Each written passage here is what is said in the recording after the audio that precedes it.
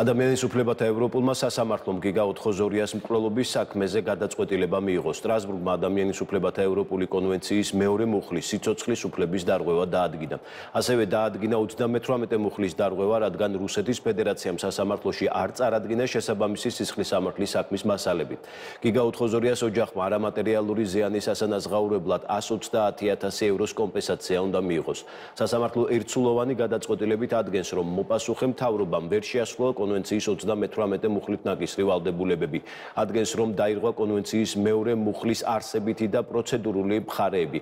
ამასთან, რომ მოპასუხე სახელმწიფომ უნდა გადაუხადოს ოთხოზორიას ოჯახს ერთობლივად 3 თვის განმავლობაში 130.000 евро, დამატებით ნებისმიერი გადასახადი, რომელიც შეიძლება დაეკისროს მორალური ზიანის შესაბამისად.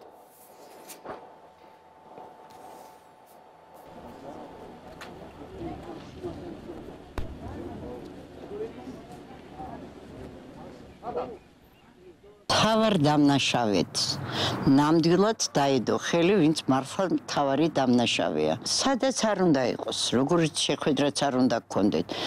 აი ასეთი გადაწყვეტილების მიღების შემდეგ პირველ რიგში მოითხოვონ გადმოიცეს ის დამნაშავე ქართულ მხარეს, რომ მან როგორც საჭიროა, როგორც კანონით არის გათვალისწინებული, ისე აგოს პასუხი თავისი დანაშაულისთვის.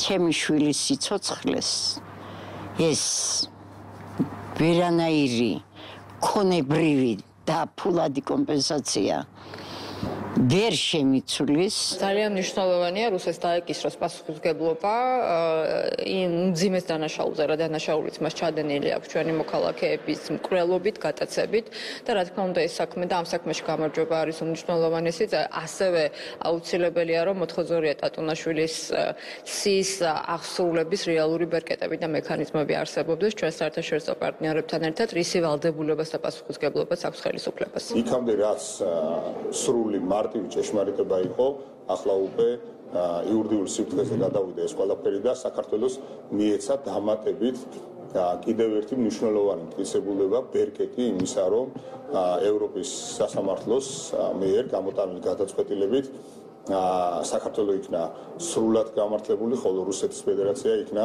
სრულად გამტყუნებული ამ აგრესიული ომის წარმოებაში. სამართლიანად იქნა გაზიარებული ის არგუმენტები და ის პოზიცია, რაც აგრესორ ოკუპანტ მხარესთან მიმართებაში არსებობდა. ამ გადაწყვეტილებით კიდევ ერთხელ დადასტურდა ის გარემოება, რაზეც სასამართლო საუბრობდა წინა გადაწყვეტილებებში. აქ სახელმწიფო ჩართული იყო მესამე მხარედ და ეხმარებოდა მტკიცებულებების მოპოვებაში. ჩვენ, რა თქმა უნდა, მაქსიმალურად ჩვენი შესაძლებლობის ფარგლებში, ჩვენ საერთაშორისო პარტნიორებთან ერთად გავატარებთ ყველა ღონისძიებას იმისთვის, რომ სამართლიანობა დადგეს და თითოეულ ადამიანს, რომლის მიმართაც უკვე დადგინდა, რომ დარღვეული არის მათი უფლებები, იყოს სრული მოცულობით აღდგენილი.